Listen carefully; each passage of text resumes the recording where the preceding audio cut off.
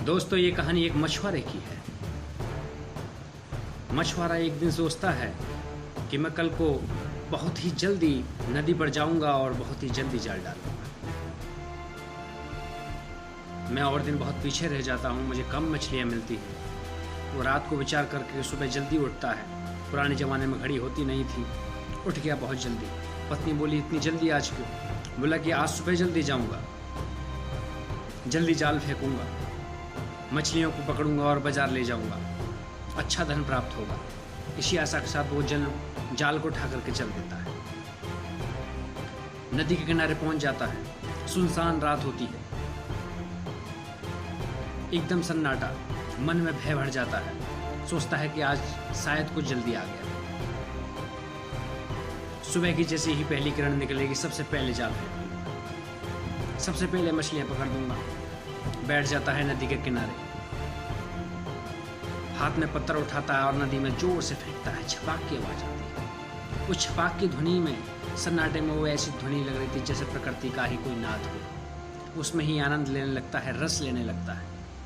फिर दूसरा पत्थर उठाता है, फिर जोर से मारता है, फिर छपाक की ध्वनि आती है, फिर उसमें रस लेता है। इसी प्रकार एक एक करके वो लगातार पत्थर फेंकता रहता है और उनकी ध्वनियों को सुनता रहता है। सूर्य उगता है। सूर्य की पहली किरण जैसे ही पड़ती है, अंतिम पत्थर बचता है, फेंकने को होता है।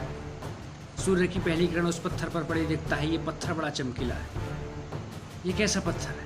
थोड़ा गौर से और देखा, पता पड़ी कि यह सोने की असरफी थी। सिर पटक करके रोने लगता है। कहता है कि मैं भी कितना भागा हूँ। सारी रात पत्थर समझ कर जिनको फेंकता रहा, वो सोने की असरफियां थी।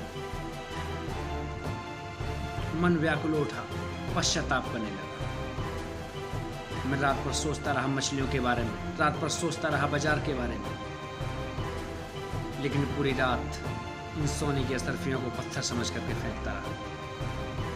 और ये अंतिम पत्थर बचा है, अंतिम असरफी बची है। मित्र, वो फिर भी भाग्यशाली था कि उसके पास अभी अंतिम बसरफी बच गई। शायद वो उस अंतिम बसरफी को भी फेंक चुका होता, लेकिन वो भाग्यशाली था, उसके पास अंतिम बसरफी बच गई। लेकिन इस कहानी को जीवन से जोड़ करके देखो मित्रों, ये जीवन भी उस पत्थर की तरह है, उस असरफी की तरह है, बहुमूल्य है। हम इस जीवन को यूं ही फेंकते चले जा रहे हैं, यूं ही बिताते जा रहे हैं। उस मछुआरे की तरह नासमझी में इस जीवन को हम बेकार समझ करके, पत्थर समझ करके इस नदी में फेंकते जा रहे हैं, बर्बाद करते जा रहे हैं। ये जीवन बहुत ही बहुमूल्य है। इस जीवन की बहुमूल्यता का आपको जब पता लगेगा, तब आप सच्चे ज्ञान से रूबरू होंगे, तब आप आत्मा से रूबरू होंगे। ये जीवन सिवाय आनंद के और कुछ नहीं। इस जीवन में सिर्फ आनंद ही लिया जा सकता है।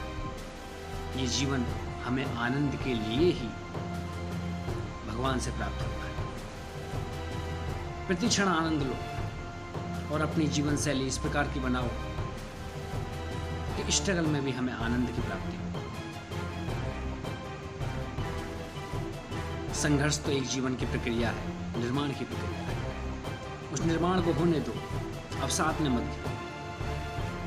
मैं देखता हूँ आए दिन न्यूज़ में आती रहती है, ऐसे पढ़े लिखे युवा आत्महत्या कर लेते हैं, अवसाद में आ जाते हैं। एकाकी होना कोई समस्या नहीं है, एकाकी होना समाधान है।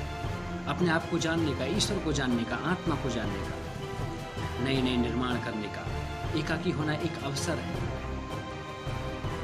लेकिन आज के समाज में ऐसी शिक्षा दी जा रही है कि वो शिक्षा ही अवसाद का कारण बनती जा रही है। लोग एकाकी होना एक बहुत बड़ी समस्या समझ रहे हैं। एकाकी होने से उनको हानि हो रही है, अवसाद में पड़ रहे हैं, आत्महत्या कर रहे हैं। वास्तव में उनको इस प्रकार की शिक्षा मिल रही है जो उनके जीवन में कोई उपयोग नहीं। जीवन में उपयोगी शिक्षा सिर्फ एक ही है, जो जीवन शैली को एक आनंदमय जीवन बनाती है। जीवन में कुछ भी ना हो, फिर भी जीवन को ऐसा लगे कि जीवन में बहुत कुछ है और होता है बहुत कुछ, यदि तुम्हारे पास जीवन है।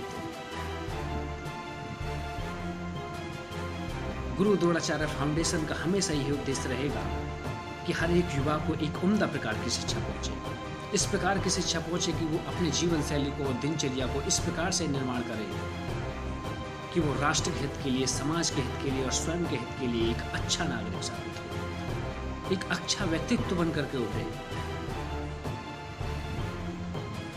स्वामी विवेकानंद जब उनको ज्ञान प्राप्त हुआ तो उन्होंने कहा कि मैंने व्यर्थ में अपना सारा जीवन इन किताबों में बिता दिया। ये किताबें सिर्फ कागज के पन्नों की और कुछ भी नहीं है। सच्चा ज्ञान कुछ और है, वास्तव में सच्चा ज्ञान कुछ और है।